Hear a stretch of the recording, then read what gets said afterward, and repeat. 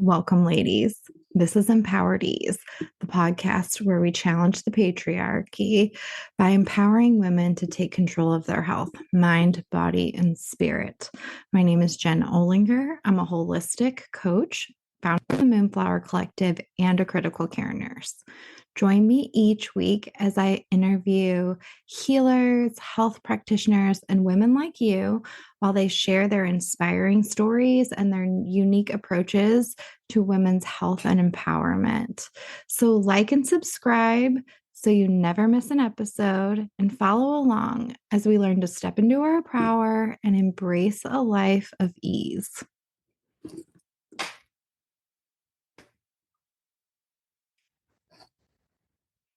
And welcome to Empowered Ease. I have a very amazing guest today, Elicia Ybarra. She is a women's empowerment and women's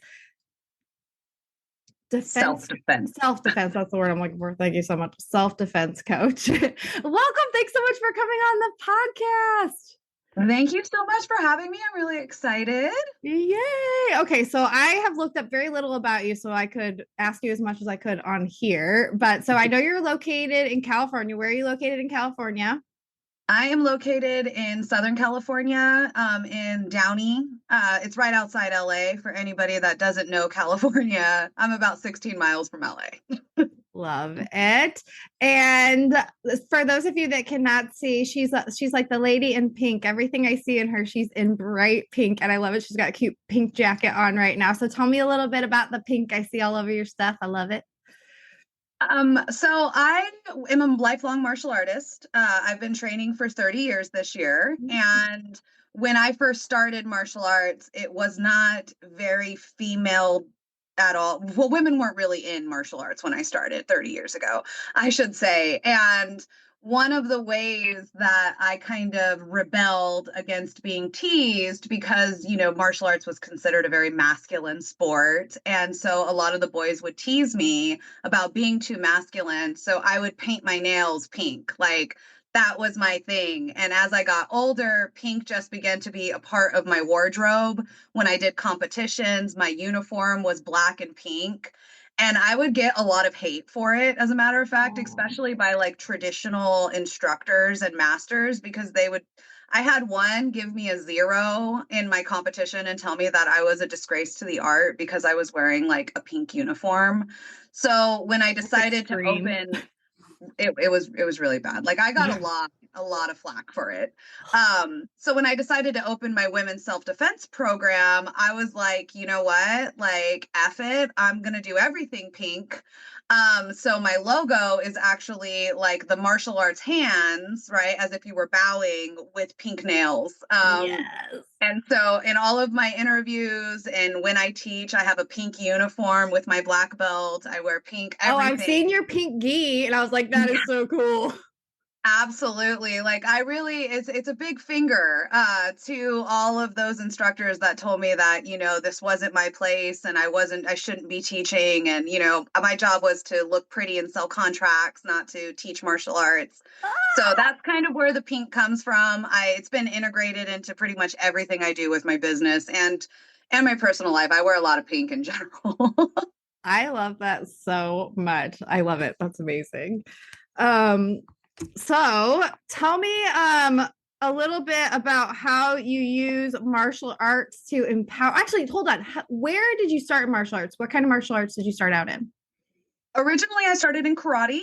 Okay. And I earned my first black belt in karate. That's where I did most of my tournaments. I was a pretty serious competitor for about 10 years in my early adolescence. And then I switched over to Taekwondo, which, for your listeners, it's very similar. It's almost the same exact way of learning. And I took judo when I was little. I remember that. It was like a lot of hip throws.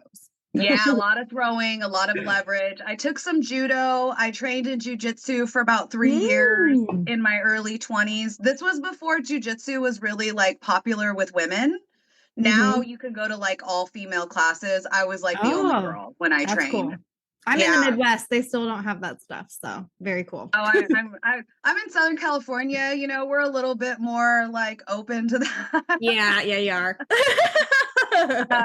I've trained in Muay Thai, swords. I hold a Oh, black how belt in cool. Sword. Hapkido.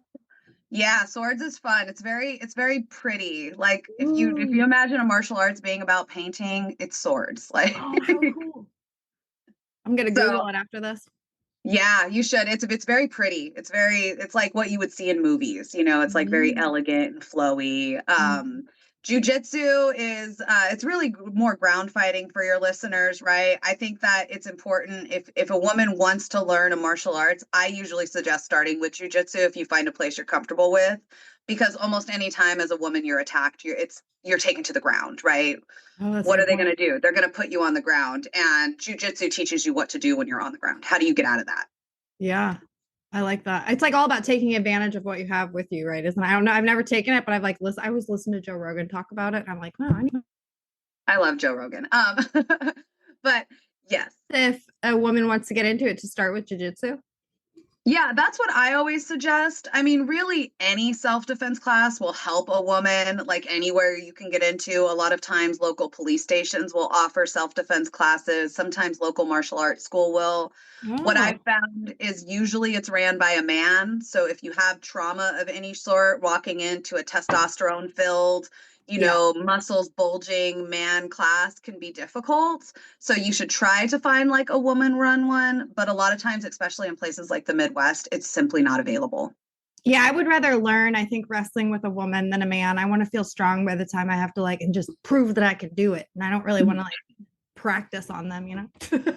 Cool. No, I Probably get it necessary, but completely. so tell me about how what do you, when you train women in self-defense, what is your practice? Is it a mix of all of it or is it specific? What do you do? So I train women in all aspects of self-defense so often as anybody, but mainly because I teach women, I'm going to speak to women. Mm-hmm. Mainly when women are taught self-defense, they're taught the physical reaction to an attack.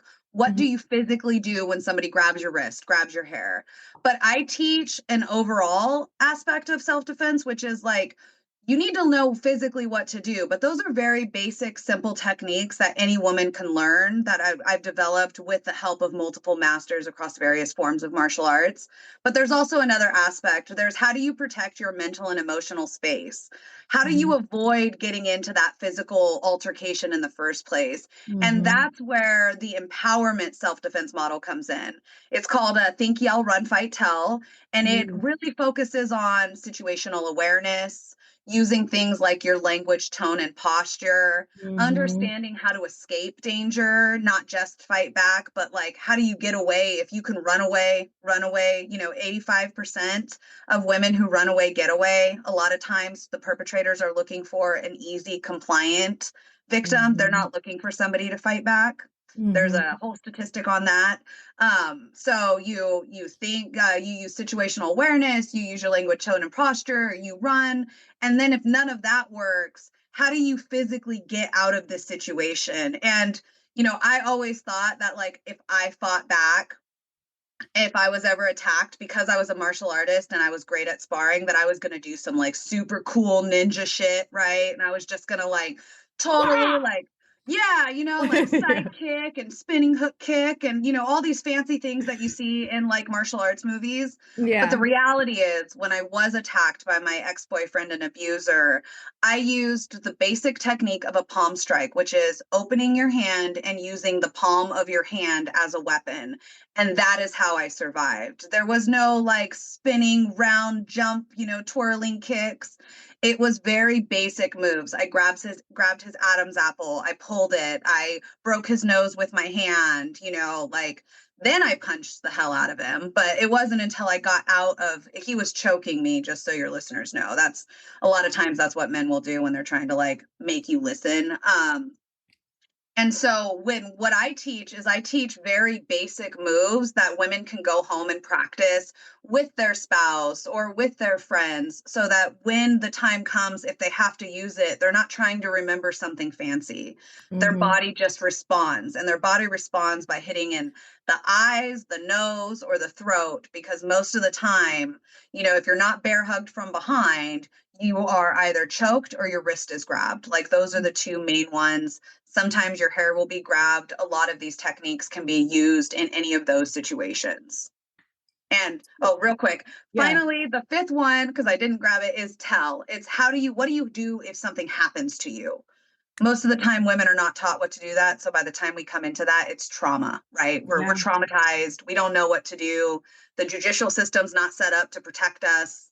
And it's only set up to defend us and hold the person accountable if the police officers, the investigators, and the prosecutors believe us. If they don't believe you, they're not going to investigate. So what do you do when something happens? That's how I teach self-defense.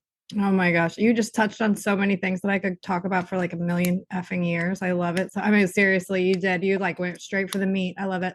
Have you listened to that podcast? Something Was Wrong? I have not, no. It's all about it tells like victim stories. Each season has like a different, they'll do like cults, but they've done a lot of like narcissistic abuse or like the kind of habitual lying and stuff like that.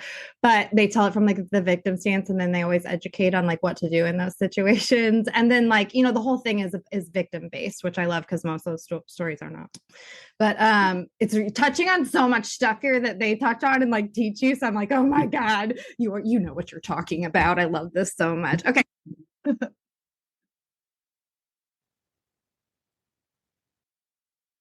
Your mic cut out.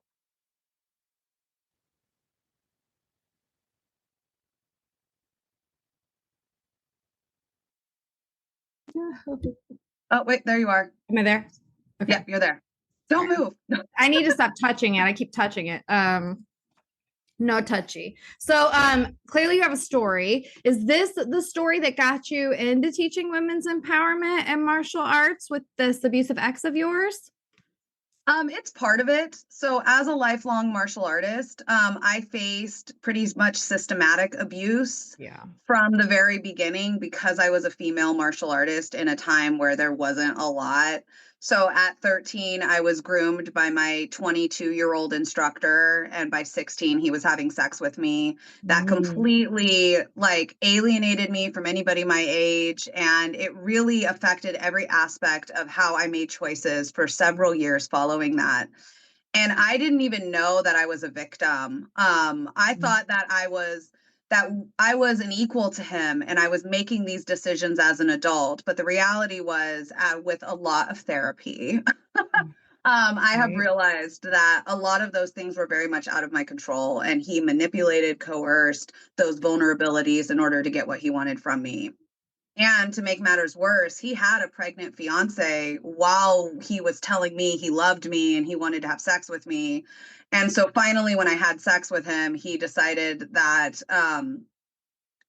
he wanted to keep me a secret. So he told me like, hey, let's not tell anybody. I love you. And he basically told me, once my fiance has this baby, we're broken up. We're just pretending to be together so that it doesn't look bad on my school, because he was my martial arts instructor. But once she has the baby, I'm going to break up with her and I'm going to leave her. And then then you're going to raise this baby with me. And so at 16, I was ready to drop out of high school, get my GED, and just raise this man's baby. And I mean, I think it goes to my immaturity at that time that I like thought somehow that was all going to be kosher and it was just going to work out. And then when I finally called him out and realized that he had been lying to me, he flipped that script real quick. I was a whore. I seduced him. I was tempting him. I tried to ruin his family. And I honestly believed him. Like, I really was like, oh, I'm such an awful person. And that put me in a very vulnerable state. And then the next school that I went to, when I tried to pick up all the pieces that I had just lost, the owner of that franchise immediately set me up with his son, and I started dating his son. And then before I was ever even proposed to, the father, the owner of this franchise, announced my engagement to his son. And so while I was receiving my second Dan black belt, which to me was a huge accomplishment, I was actually just getting a lot of congratulations on this engagement at 19 years old to his son. and they were planning this wedding, him and the owner and his wife. And, I was like dead inside because I was like, I don't want to get married and have kids right now. I'm 19 years old. Like, my goal is to open my own martial arts school and be the head instructor.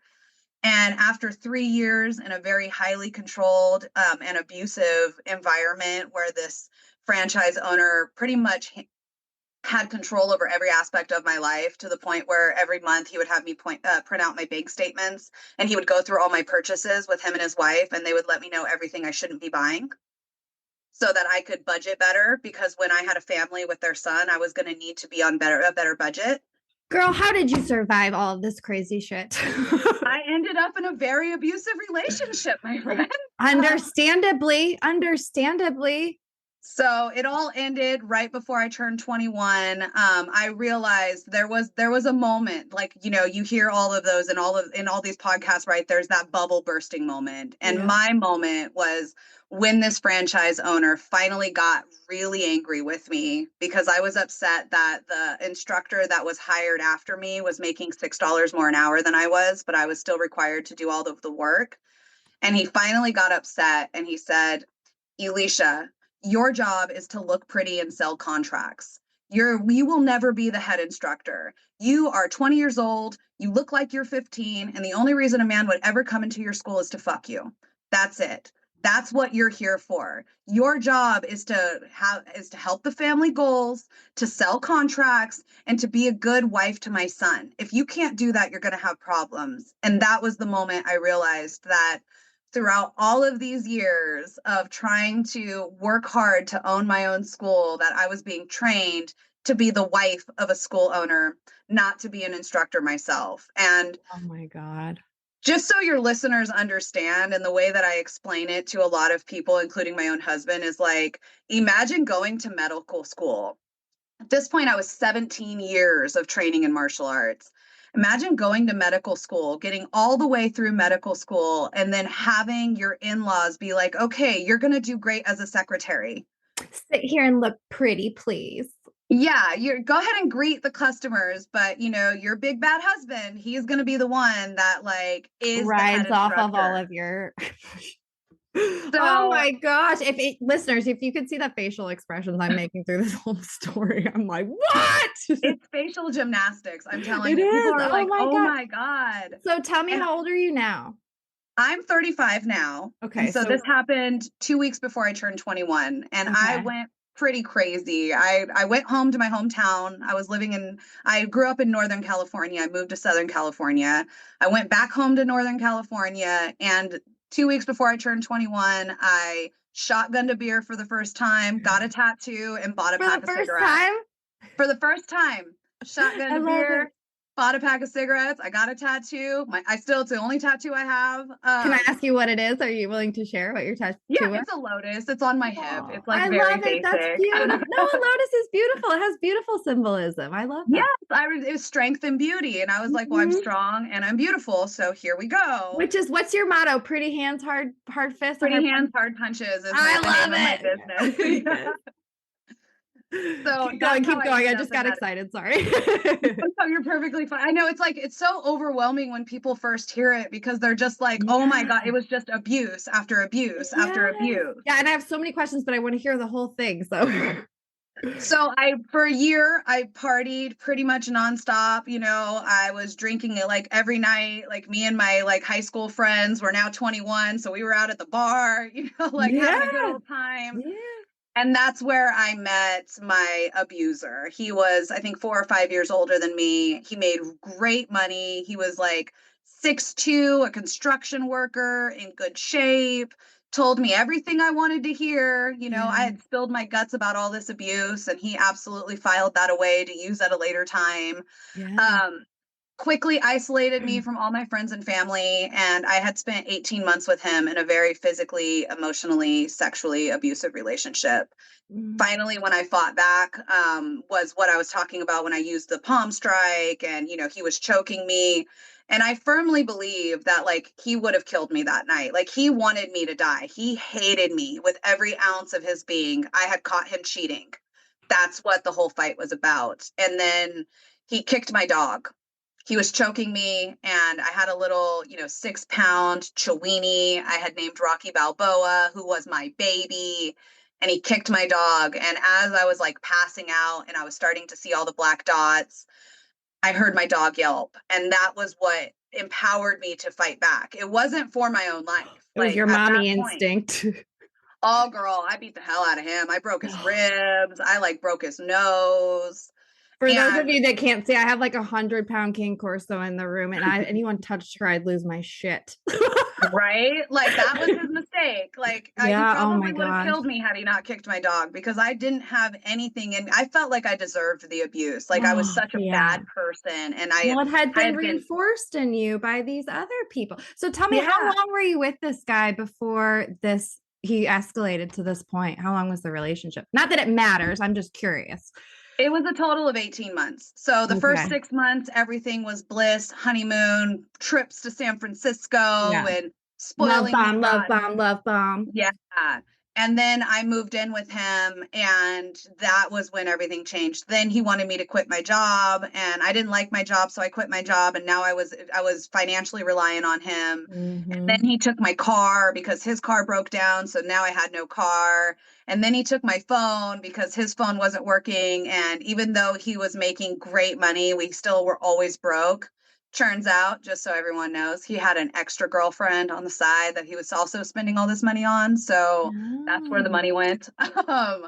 But yeah, when I caught him cheating that night was how it all ended, because at that point I had had a little bit of separation from him. I was very sick.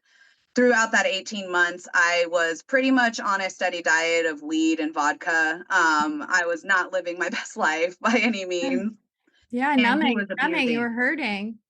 Yeah, I mean, I didn't know what trauma was at the time. I didn't learn that until my 30s, but I Yeah. was definitely having a lot of trauma triggers, and he was a very practiced abuser. He knew exactly what buttons to push and when, so that Mm-hmm. he could flip it around on me very easily. Mm-hmm. So, I fought back, and then, the story actually has a good ending. I went away that night. I left him. I never went back.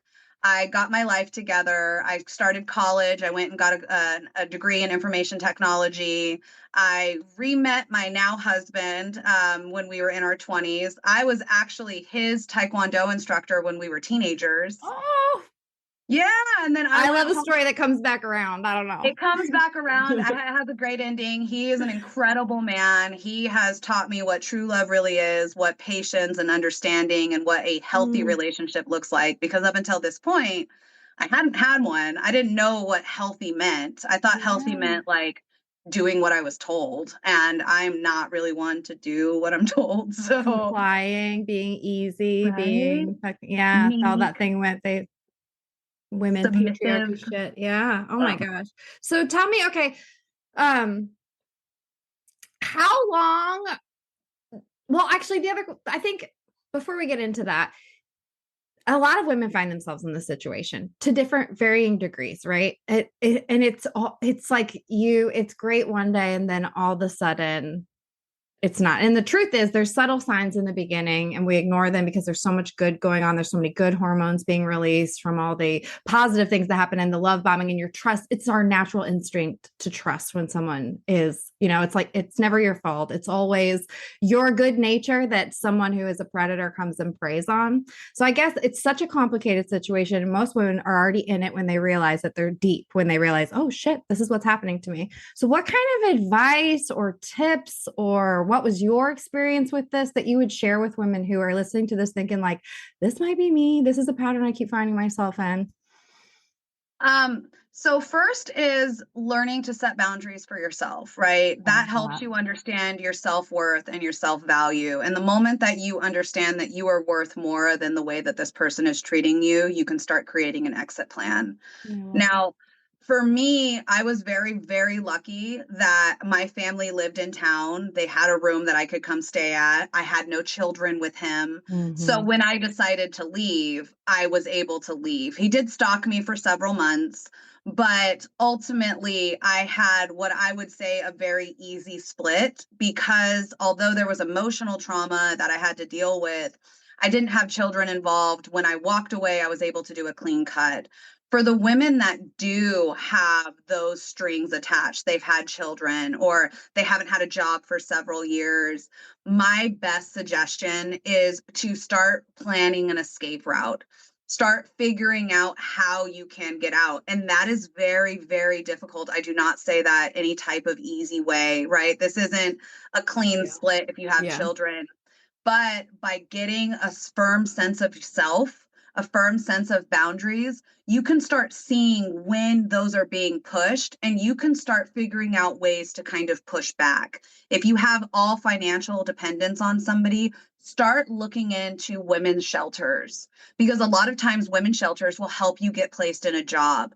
If he has custody or you both have custody because you're living together and you want to get custody, start, if it's safe, keeping a notebook of all of these abusive things that are happening. That way, when you go to court, you have some type of evidence. With dates, the thing that right? happened, the thing that happened with me when I left, and I didn't realize, was that like the judicial system was not on my side. No. This man was 6'2". He was a construction worker. For your listeners, just so they know, I am a whopping 5'2".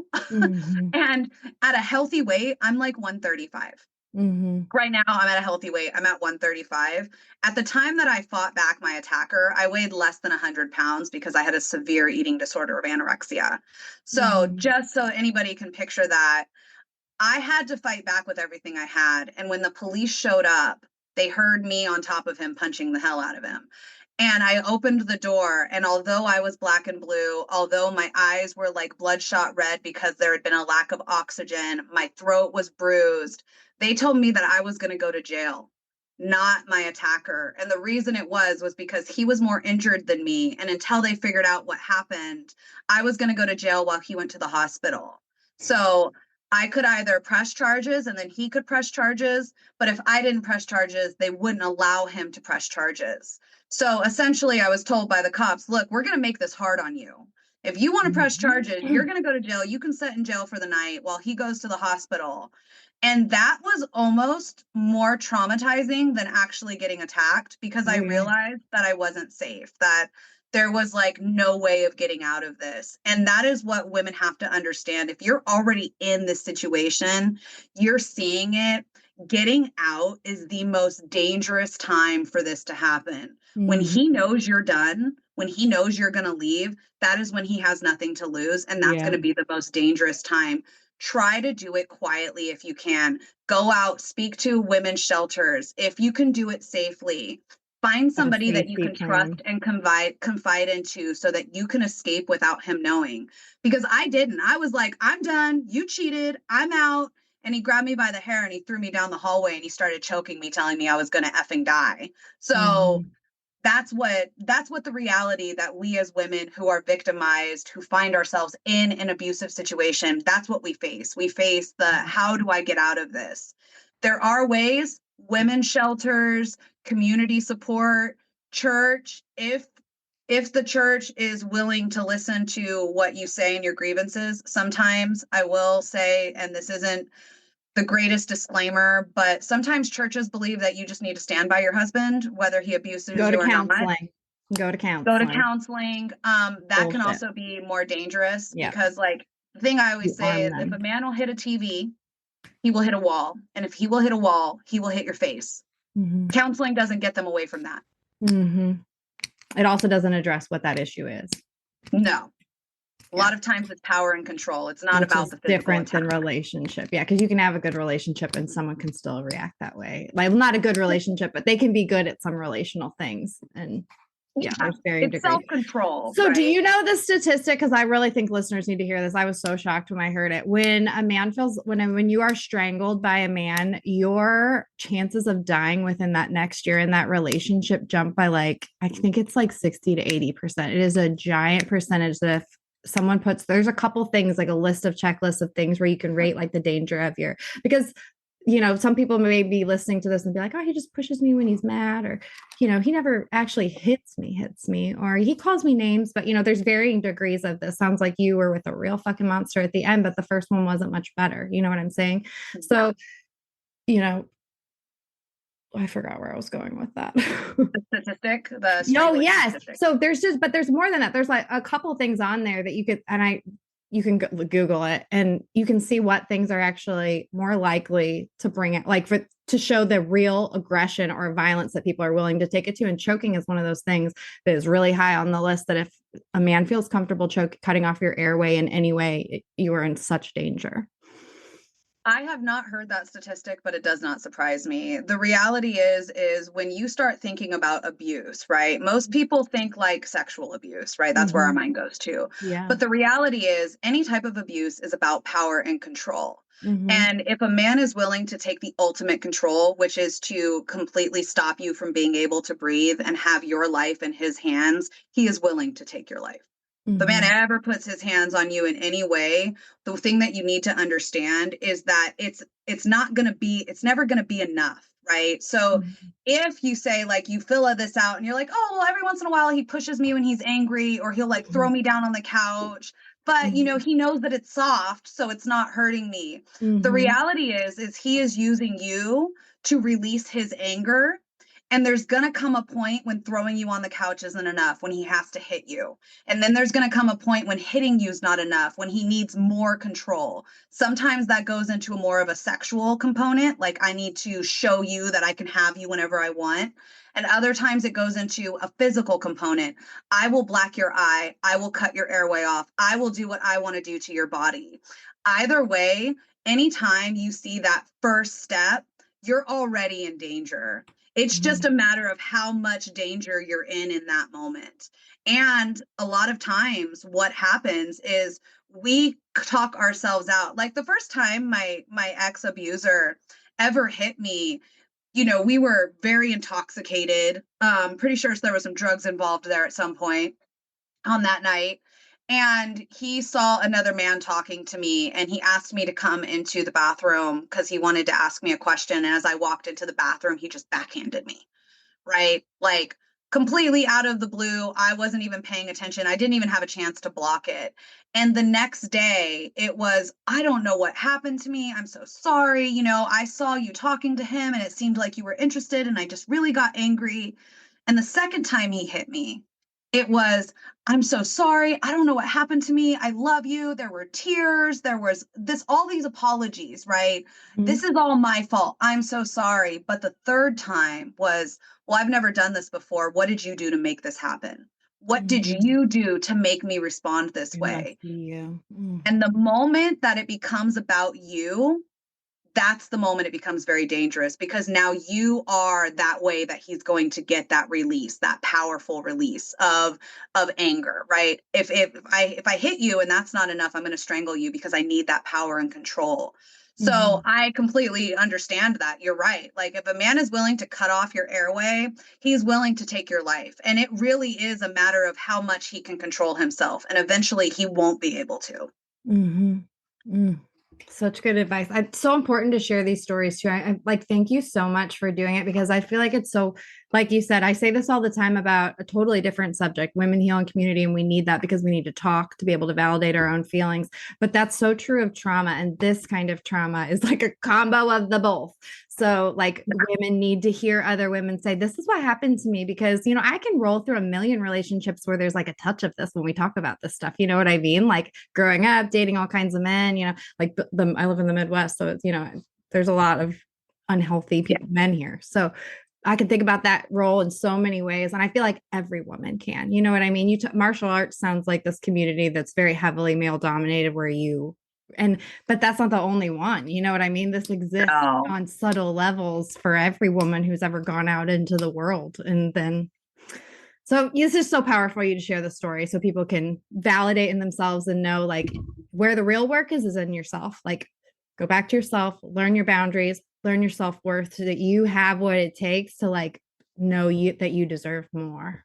It's so What powerful. I always tell my students, and what I'll, Yeah. I'll tell you and your listeners too, is that like real confidence, right, Mm-hmm. is more powerful than anything I will ever be able to teach you physically. Mm-hmm. Like, I was a black belt. I was a black belt by the time I was 13. I could Yeah. physically defend myself better than most men could now. but I had no idea about boundaries. I had no way of understanding how to protect my mental or emotional space. So I had no idea when somebody was pushing those limits. And I was Mhm. allowing other people to set my boundaries for me. And that's where it can become dangerous because when you allow other people to set your boundaries, they set those boundaries for their benefit. They're not Mhm. in your best interest. They're to make their life easier or for them to get what they want. So if you have the confidence to be like, this is my line in the sand, this is drawn, and if you start to push it, I'm going to know. You become acutely aware when somebody starts pushing any of those boundaries. If you, as a woman, go on a date with a man and you know before you go on that date how much you want to drink, what you want to eat, and how far you want to go with that man, where you know, if you want to have sex, if you don't want to have sex, and you are confident, and he starts trying to push that third drink on you, or he starts trying to get you to go up to his apartment, you are acutely aware that he is pushing that because you've already made it clear, oh, I'm only having 2 drinks tonight. That's my limit, right? I'm a 2 glass of wine kind of girl. Okay. So Yeah. for if you have that, you know when they're pushing that boundary and then having the confidence, and this is where confidence comes in play. Being Mhm. like, you know what? This really, I'm not having a good job. I'm not having a good time on this date. I think I'm going to leave, right? I'm going to leave. Having the confidence to get up and walk away from that table will keep you more safe than any ninja cool spin tricks, kicks, punches I can teach you as a martial arts instructor. And that's kind of men hate confidence in women. They hate it. That's why too, because we have been taught as a society to follow the man's lead. Mhm. He sets our boundaries for us. And Mhm. to never say no, right? Be polite, be meek, be quiet, don't upset their ego. So men Mhm. have a very strong entitlement to, well, you have that other drink. Have one more drink, you're fine, because they Mhm. are taught growing up that persistence pays off. Mhm. So women are taught Yeah. don't say no, men are taught don't take no for an answer. So you have this society where women can't say no and men don't take no for an answer. And that's where a lot of these issues with things like consent come into place, or things like, well, I Mhm. thought she wanted it, because we as women are taught to allow men to set the pace for us. And I say, if we want to stay safe, we set our own pace. We know where we're ready, when we're ready, where we're ready to go, and what we're willing to do. Oh my gosh, that's such good advice. I never thought of the male perspective of that, like that they really are groomed to be persistent. I mean, and groomed to shove their feelings down and groomed to take things when, like to be the more to take the dominant step forward where women are why I fully understand how we're groomed to Yeah. be the pleasers, set the environment, take care of everybody above ourselves, be these noble martyrs. But yeah, that's so interesting. And I just love your perspective on this, how you're bringing it back to yourself. So in your program, I'm getting the sense that there's more than physical skills you're teaching here. So tell me about what you do with women who come to you. And did you say you only coach women or only I teach only women? teach women, Oh, I love yes. that. I love Like that. So tell me, I am women empowerment through self-defense. I love that. I only work with women too. Um, so tell me about how you work with women when they come to you. So the first thing I do, the way I lay out my class is I actually start with what I call staggering statistics, right? So because I Mhm. believe that for women, knowledge is what our power is. By Yeah. understanding what we're up against, that is where we start to understand how to stay safe. So the one that I really like pinpoint is that according to the Rape, Abuse, and Incest National Network, 975 perpetrators out of every 1,000 sexual assaults walk away free. 975. 310 are reported to police, which means 690 never even face a police officer. Out Oh of my gosh. 310, I want to say 50 are investigated to the point where they will take it to a prosecutor. Out of 50 that are taken to a prosecutor will decide to prosecute 28. And out of those 28, they will get a conviction of 25. So And then that what are those means convictions? What are those consequences? normally the consequences are very low, less than 3 to 5 years for sexual assault. So like, basically it's a slap on the wrist. Hey, bad boy, don't do that again, or don't get caught, which is kind of the way that I see it. Mm-hmm. Yeah. Yeah. If you're going to do it, make Yeah. sure she can't tell on you and she doesn't have enough evidence for the Right. police to Be believe her. smarter about it. Do Yeah. you know the statistic about survivors killing in self-defense, like domestic abuse victims killing in self-defense. I can't remember what it is, but it's like you're only a victim if you die. Like if you. Yeah, that is, I don't know the exact statistics, I don't but I either. do know that women who fight back and kill in self-defense get like a very high conviction Sentence. rate, Mm-hmm. and the consequences are like life in prison. Yeah, The where a consequence, man like, can do the opposite and their consequences are significantly less.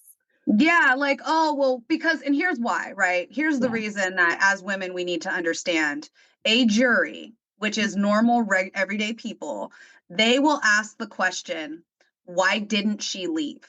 Mm-hmm. If she defends herself and she kills him, they will say, well, why didn't she just leave? There are other Mm-hmm. places they could have gone. Yeah. Now, if it's the man killing the woman, they will ask the question, what did she do to upset him to the point? So as women, we are like, society is against us when it comes to self-defense, and that is something we have to go into. That's why in my program, I don't teach to kill. I would like Mm-hmm. to if I could, but Right. legally and allegedly, right, you can't. Yeah. So what I teach is how to get away. If you can recognize the situation and you cannot be in that situation, that's your best bet. But if you can't, if you end up in a situation, for example, say walking down a dark alley, right? If you end up having to walk down the dark alley, what are your escape routes? How can you run away? If you can't run away, how do you yell, use your language, tone, and posture to not be a compliant victim so that hopefully that guy won't choose to attack you? If you can't do any of those three, how do you defend yourself to a point where you can get away without getting a murder charge, right? Like, how do you could stab him in the eye. I always say, like, spread all your fingers and jab them as hard as you can in the eye, because a dude that can't see can't chase you, right? Grab his Yeah. Adam's apple, pull his Adam's apple as hard as you can, because a guy that can't breathe, he can't chase you, right? If Mm-hmm. he has you in a bear hug, break his finger, because if Mm-hmm. he's more concentrated on the pain of his finger, that gives you the opportunity to get away. But if he Mm-hmm. falls to the ground, don't stomp his face in, because now you are the perpetrator. Run. And that's like so difficult, because Right, because you're we are angry. not allowed to react out of anger. We have to react out of self-defense. Whereas men are definitely, they're like, oh yeah, what did she do It's to a make you so given, right? mad? It's a given. Like, Of what? course. I Of always course they say, like, react. what could she have done? What could she have done to make you so angry that you couldn't control yourself and you had to murder her? Like, I I don't know love if your you can see my face. education on the men's like psyche as well. I feel like I've listened to like heard like I'm very interested in this topic, so I listen to a lot of it, and I feel like your education on like the man's mindset is new for me, and I really enjoy it because I think it's very helpful to understand and so important to talk about like all of this, especially with the court stuff too, because we assume we call the, unless you have called them before, and but if you assume when you call the police they're there to help you, and that is their intention, don't get me wrong, I feel like a lot of them come in with that intention, but they're undereducated, and they don't always help even though that's their intention. Sometimes they make the situation much worse, and they commonly re-traumatize women, which is so Oh, sad. absolutely. The judicial system is not set up for victims. That's why you No. need like an advocate. Yeah, totally. It's so sad. It makes me so sad. And even the advocates at times are not very well trained in my experience. And so, No, they're not. They're not, because most of the time they're just doing it to get their hours for something. So they're or not there's like survivors actually. themselves that don't, because survivors themselves sometimes can be some of the most judgmental people as well, because you don't get, there's something we need to work on when we put ourselves in those situations. It's not our fault at all, never, but there's some inner work that says we probably need to be doing about like where our love is lacking for ourselves.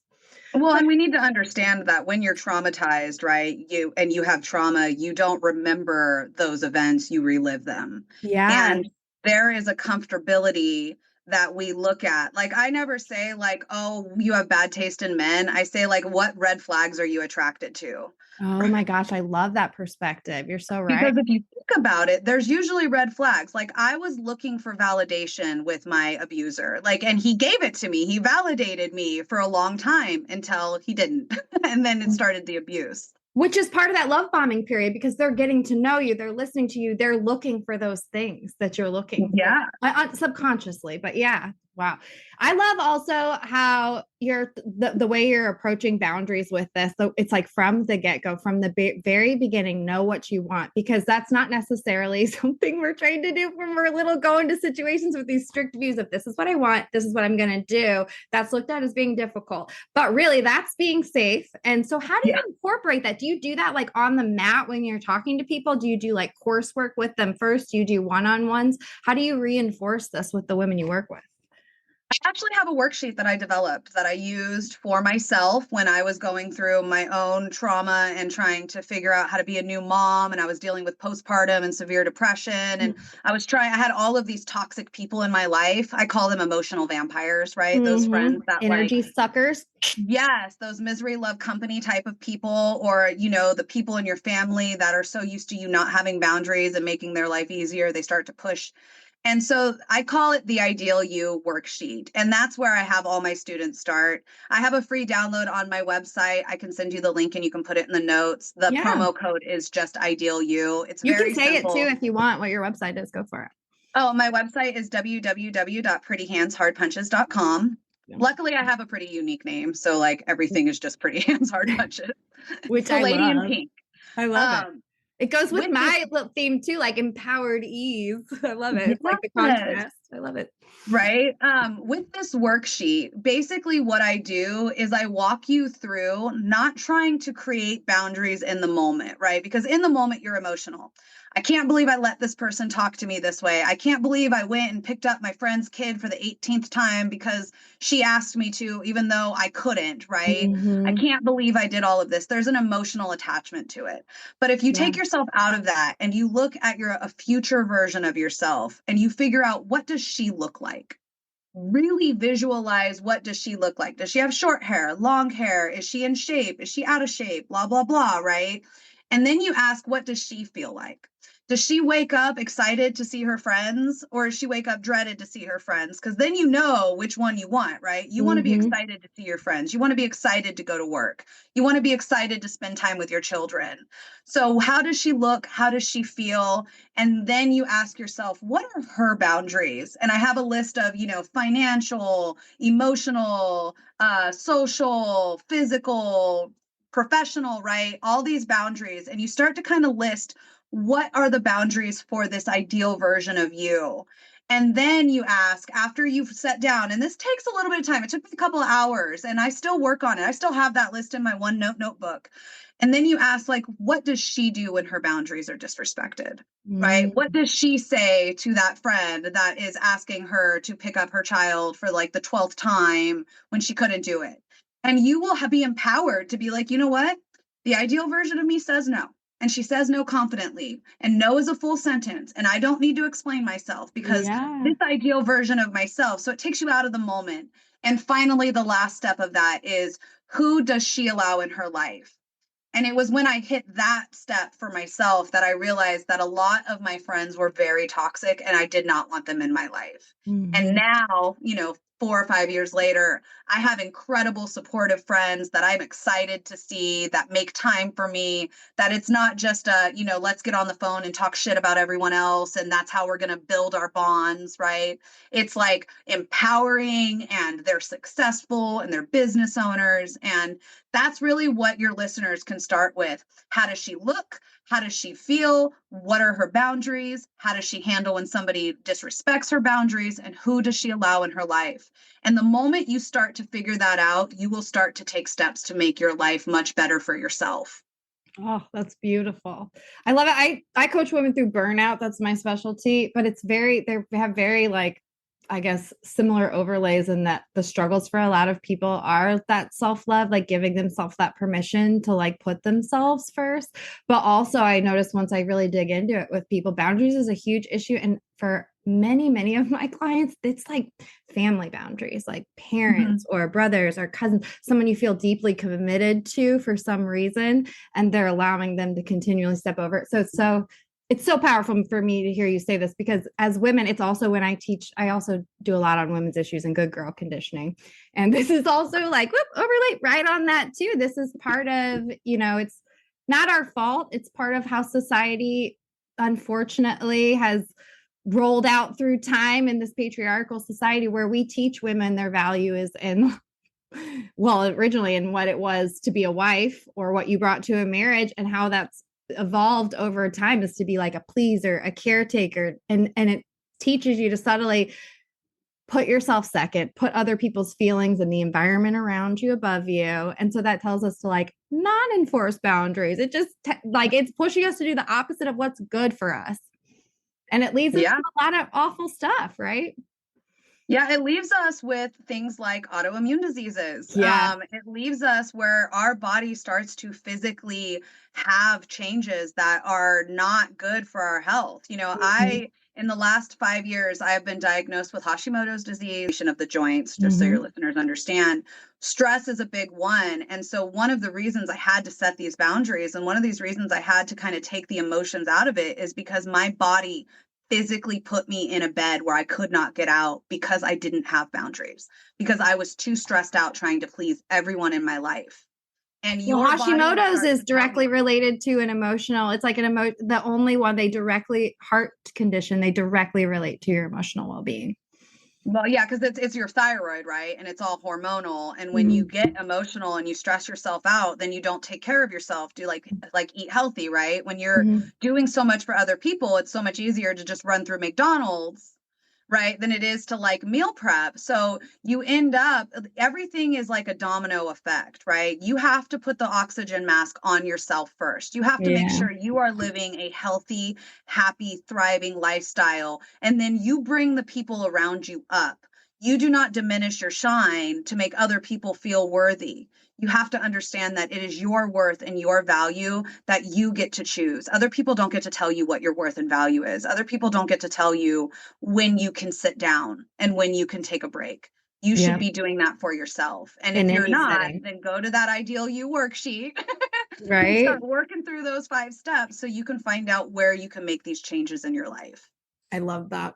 And, for a lot of us, we know what we need to be doing, and there's just some block there. Some of us don't know, but then there is a component to us as well that we know what we should be doing, and somehow we can't bring ourselves to do it. And that's where we need to reach out for a little extra support, like therapy, which you mentioned. And this was one of my questions I wanted to ask you, just because it sounds like the beginning of your life was just like a lot of things working against you that, you probably had to spend a considerable amount of time processing it, is my assumption. So I'm just wondering like how that process, the time frame maybe that took for you, and some of the more like powerful things you did in that time to heal that you could share. Yeah, I'm still healing. It's a lifelong one, right? Yeah, I have been in EMDR therapy for going on 2 years Okay, now. I meet with a therapist once a week. I am still dealing with setting boundaries with my family. I am still dealing with that feeling of guilt and shame that, has been kind of instilled in me since a very young age. My mother's very sick. I deal with guilt and shame on that all the time. What I would like to tell your listeners is that like getting help is like self-care, right? Therapy is self-care. Like if you're dehydrated and you need water, then you're going to drink water. You're not going to be like, "Oh, I don't need the water because somebody tells me I don't need it," right? And you should look at therapy the same way. Like if you are having a hard time or a stressful time trying to figure out why you're feeling the way that you're feeling, or what is happening, or what's going on in your life that's making you feel so depressed, find a trauma-informed therapist, not just any therapist, trauma-informed therapist, because they understand at a different level than just a regular therapist. And I am literally reprocessing these memories of what happened to me to realize what steps had been taken to make me vulnerable. I had to go back through that relationship, that very inappropriate relationship with my 24-year-old instructor for weeks and figure out why it was so inappropriate. It wasn't something that I just like woke up one day and I was like, that motherfucker, right? Like he took advantage of me. Yeah. No, it was weeks of like, who are the adults in your life, Elicia? Who were the people who should have stepped in and told this man that you were a child and he shouldn't be trying to have sex with you? Because I wasn't just failed by him. I was failed by all of the adults around that saw this abusive behavior and allowed it to happen and then treated me like it was my fault. And that includes my own father, who told me I was a whore and he had wasted his money helping me get a black belt, paying for my black belt because all I did was use it to sleep my way with my instructor. And there's the So wound that probably left you open for someone to be like, that did more damage. My own dad telling me that did more damage than any physical abuse that any of these men ever put me through. oh, I can tell you. So I it's believe that. therapy, like EMDR, talk therapy. But really, if you can, and I do acknowledge that I am very privileged to be able to see a therapist every week and work through this on a regular basis. A lot of women are not allowed to do that. If you want somewhere to start and you can't afford to, or you don't have the insurance, or you can't find somebody, a good place to start is reading a couple of books. The Body Keeps Score is a really Yes. good one. It Yes. helps you understand trauma and how it affects the body. And Mm-hmm. also The Gift of Fear is another one. It's told, it talks about how we are as human beings. We have fear and it is a gift and we should use it to keep ourselves safe. But it also talks about very traumatizing stories. So it can be triggering a little bit, but it gives you another sense and idea of what things like people go through and how they handle it, just to kind of get you started. Because like jumping into it and being like, here's all my boundaries, there's 57, is going to be very rough. Overwhelming. Start small. Like maybe you don't go get margaritas with your friends because you don't like having to take care of the one who always gets drunk, right? Maybe Yeah. start by saying no to that, or saying Yes. no to picking up the friend's kid, right? I would say don't start with like the big mountains, and that's usually your family. Yeah. I always say practice with someone safe and let them know Yeah. you're practicing with them, because the first couple of times you do it, it's really scary for some, and it gets so much easier. But the first time you say no to someone when you're not used to saying no, there's so much guilt that follows it. Like you got to get comfortable with the feelings that come after, and they do go away. But Yeah. it's scary the first couple of times. You definitely don't want to start with your biggest problem, number one. Yeah, and so just to add on that a little bit, when you do start setting these boundaries with like your friends and your family who you have been making their lives a lot easier by not having boundaries, they Oh, are going to yes. push back. They Mm-hmm. are going to question you. They are going to be like, why have you changed? What has happened? And that is where having a strong sense of self, having these Mm-hmm. boundaries written down, and also when you write them down, write why that is your boundary. Why Mm-hmm. can't you pick up your friend's kid, 5 days a week? Well, I can't because I can't afford the gas. I don't have Mm-hmm. the time and I'm having to leave work early. That way, when you're reiterating these boundaries, you already know there's reasons. You don't have to explain them to that person, but you are going to have to remind yourself over and over again because they are going to push. These people are going to push back, Yeah. especially if they're family. Yeah, exactly. Yeah, because families, it's this weird dynamic with families. I find it like still when I go home and a 41-year-old woman, but like you create roles within your family, and it's really hard to shift those roles. Everyone's going to resist at first Oh, because you're changing absolutely. something that's pretty set in stone. So, and My not set in therapist stone, says but it. Yeah, my therapist says it best. She says that like your family works as like a circle, right? Mhm. Everyone is moving in this circle. And when you begin to set boundaries, you step out of that circle. And as you move, the momentum from your family is going to try to pull you back into that circle because that Yeah, is what they are shove you used to. back into that role they're comfortable with. Exactly. And so if you just remember why you have these boundaries, what they are for, and that you have the ability to say no, you are not wrong for saying no to something you're not comfortable with, you don't have time for.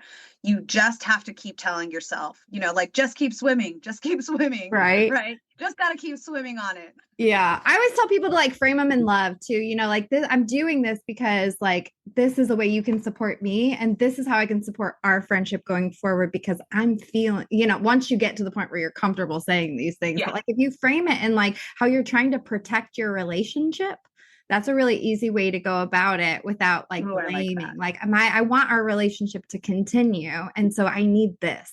And I love framing it that way. There's one more question. Well, probably one more than one, but so for me, I have childhood trauma, a lot of issues with my dad. I don't speak to him currently and haven't for several years, just because that's something I've had to relive and process, and it's it's one of those things that's played out over and over again. I have had like multiple relationships in my early years, and abandonment issues when you do finally decide to end something for an unhealthy reason is something that I found like, whoa, just hit me like a brick wall. Like, yes, I'm deciding to leave someone, but when they decide they're done too, or when that is actually coming to an end, there is something that's like, whoa, whoa, whoa, wait, you want to leave me? Or wait, whoa, whoa, you're comfortable with this? And sometimes that's that moment where you rebound back and like reach out for something, regardless of how unhealthy it is. And it's a really hard, really confusing, odd feeling, but it's natural. And for a lot of people with childhood trauma, it's significant because that came from someone, it's an abandonment wound from someone that we felt shouldn't have abandoned us. So, what's your perspective on this as I talk Mike your ear off? Sorry. Oh no, I'm like, I feel it. I got the feels from it because it is true. You know, it's like when you're in high school and you have the on again, off again boyfriend, you always Yes. feel more powerful when you're the one who breaks it. But when he breaks it, no matter how toxic it is, you're trying to go back. You're like, Right? no. Because you're like, you're not leaving me. It's condition. I think for me, it's conditioning, right? Like Mm-hmm. you have been conditioned to expect this type of behavior. And so the moment that it changes, again, it's that cycle. And it can be a cycle of abuse too, where it's like you want the power and control to say, I'm done. And then they Mm. take it away from you. And it's almost like one time, like almost like they're taking away your empowerment. They're taking away your power to say no. Even if you started it, you're like, no, I'm done, right? Like, I don't Mm-hmm. want, you're not in my life anymore. The moment that they say it, it's like, wait, you start to rethink, and that's conditioning. It's perfectly normal. I would say that if it becomes a point where it's affecting you to the point where like you can't get work done, it's affecting your mental health, to definitely talk to a professional. I do Mm-hmm. not have the professional take on that, but for myself, Yeah. I get this all the time. I am currently not speaking to my mother. My mother is very ill. She has Graves' disease and she is very, very cruel. And she can't Mm-hmm. remember that she's cruel. So she Oh. says the meanest shit you can imagine. And then the next time I talk to her, she just repeats it. So I have had to like set that boundary and be like, Mom, I literally can't talk to you because it affects my mental health so much. And Mm-hmm. I feel that guilt. And the moment that she's like, okay, fine, I'm done, my like the little girl in me, the little girl that wants my mom goes Mm-hmm. back, Mom, please, please, I love you. I care about you. Please don't do this. And I am currently talking with my therapist literally tomorrow about this happening. And it is a set of conditioning. Like I said, also one thing about trauma, right? Not only do you not remember it, but you relive it, but you also relive it at the age it happened. So Oh. if you started feeling this sense, like for me and my mother, for example, for your listeners, I started feeling this guilt and shame like my mom was my responsibility at like 6 years old. Mm-hmm. So when she did this, this was just happened last week. So this is a great example. When she was like, I'm done with you, I'm over it. It wasn't a 35-year-old confident woman talking to her. It was a 6-year-old just wanting her mom's attention, just wanting her mom to say she loves her and she's proud of her. And that is something that having the knowledge that that is what happening can just help you get through it. I love But that. like I said, I'm in therapy for it. I'm in EMDR. I'm having to reprocess all of this because that guilt and shame is so strong that like even talking about it now in my body, I feel a pit in my stomach as we're Yeah, me speaking right too. Me too. Just thinking about like relating to my own now. stuff. I'm like, I don't know if you saw my body posture just shrunk. I'm like, oh. Yeah, I did too. I was like, oh Yeah. yeah, like, I'm like fidgeting around because Yeah, me too. it's I an was clicking a uncomfortable pen if you topic. heard that earlier. Sorry, that was my anxiety. That I was like, stop clicking the pen. But it's so true. This shit is real. And that's why I started this podcast, because we need to talk about it. We're grown ass women. I'm 41. I'm still dealing with this shit. I'm going to be dealing with it till the day I probably die. And it's normal. And we need to talk about it more. And we need to talk about it with people we care about and trust, and create these safe environments, because that's how we heal. And for your listeners, you're not alone. Mm-mm. I can tell you firsthand as a female women empowerment instructor. I have talked to over 3,000 women at this point, probably going closer to 4,000. I stopped like counting. And I have not met a woman who doesn't have a story of some type of sexual abuse Yeah. to this day. Yep. Like, not one. Also, there's a lot of men who have their own sexual abuse that Yeah. they all tell me about too because they feel like I'm a safe space. So we Mm-hmm. really are living a society of victims. Mm-hmm. Oh, yeah. And I think it's becoming evident. Yeah, yeah. Oh, So I yeah. hear you. I hear you. I hear you. Trauma is just an evil thing that just festers sometimes if you can't face it. And it's a process. It's a hard process. So you mentioned earlier before we got on, she mentioned she has a workshop coming up. Is that right? I do. I Oh, have, I am teaching my self-defense course at what we call a Rising and Sacred Rage retreat put on by the She Is Me Global oh, conference community. It's up yes. in Washington. You can find information on it on my website. I'll be updating it today and on the sheisme.com website. Where it is we're getting together with a lot of women. We're figuring out ways to handle our rage in a healthy way where we get to, write letters to the people who hurt us most and burn them. At the end of my course, we're all going to break a board, right? With our Yes. very own hands. I think that for me is one of the most empowering moments of teaching is most women that I teach have never even thrown a punch, and watching them see their hand go through the board and that empowered surprise of like, wow, I can do it is one of the best moments of my entire business. So if you want more information on it, it will be on my website. I'm updating it today, but it's also on the sheisme.com website. Oh, I love it. I think my the last guest I had, her name's Terry Grail. She runs like a nonprofit for women's shelters for like sex trafficking and domestic violence. They go in and they like make shelters not Yeah. so dramatic, but she also works with the She Is Me in some ways. So I'm like, this is so cool. You guys are all connected Yeah, the She Is somehow. Me. I can put you in contact with Lisa too. She's amazing. I would Like, love that. I would love that. yeah. That is amazing. So I always ask everybody, what is your go-to self-care when things are getting really hard? What's the one thing you go to that like you'd say you're number one? I'm a big tea drinker, so I have specific teas that I like. They're expensive. I buy like loose leaf and I make my own blends now. But if you don't want to go that far, right, there's the positive energy tea by Yogi that I really enjoy. Oh, I That's love much Yogi brand easier. teas. And then on a further, like more in depth, right? That's when, like, if I'm feeling anxious or tired or upset, I will usually make a cup of tea that kind of helps reset my brain. Mhm. But once a week, I do a mani pedi on myself. I do a face mask. I do like a hair mask. I spend about an hour and a half just pampering myself. And I do it consistently because I know that, like, I deserve that time. And I can't, ever since I had my son, he's 6 now, I can't like stand the smell of like nail salons. Like Mhm. it just makes me nauseous since I got pregnant. So I bought all the stuff and I do it all at home and I put on some YouTube. Right now I'm watching all the Justin Baldini and Blake Lively stuff, like Aw. my trash TV. Oh And yeah. I soak my feet and I put on my masks and I just enjoy that time. And I think implementing it into your routine as like this is my time is really my go-to. Like I know that I am worth being able to sit down for 1 hour and give myself that kind of mental drainage and just have my relaxed time. I love that. You're worth it. I'm You worth it. deserve it.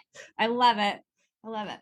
Well, is there anything else that you think our listeners should know? Any tidbits you want to leave them with? I feel like you've said so many powerful things today. I absolutely love it. I'm so happy you came on here. I think the last thing I will leave your listeners with is that knowledge is your power. So if you are feeling weak in any aspect of your life, start to research it. If you don't like your job, start looking into what type of jobs you want to do. If you're not comfortable in your relationship, start looking into how you might get out of that relationship. You might improve yourself to make it better. If you improve yourself and it's still not better, leave. If there's any type of physical violence, walk away now. Don't put yourself through anything that like any of your other listeners have gone through, right? Or I've gone through. But Yeah. really, knowledge is your power. I'm a huge Harry Potter fan. Go to the library, start looking it up, right? Hermione Granger, that shit.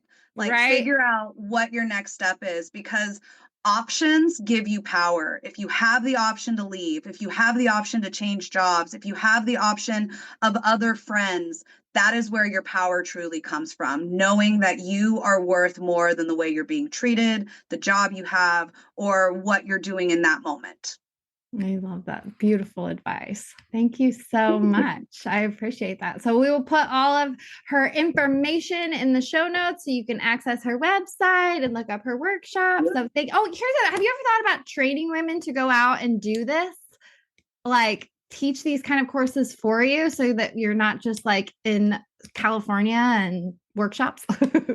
I have, as a matter of fact, I am working with Lisa Jimenez of the She Is Me Global, and we are creating a facilitate. I'm the co-creator of the Rising and Sacred Rage Retreat, and one of the things that we have planned is a workshop for how to teach women how to do these retreats, so that women can learn healthy ways. As far as my specific business, I've thought about it and it's in my like long-term plans, but I'm going to require that anybody teaching what I teach has a black belt. So it's going to like limit who I could have, because I think that you need to have the understanding of how the body works in a martial arts setting in order to teach women how to defend themselves.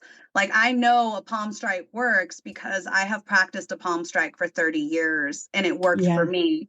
But bringing in like the every average day woman, she would need some consistent martial arts training before she could kind of do what I do. My business is very unique to me.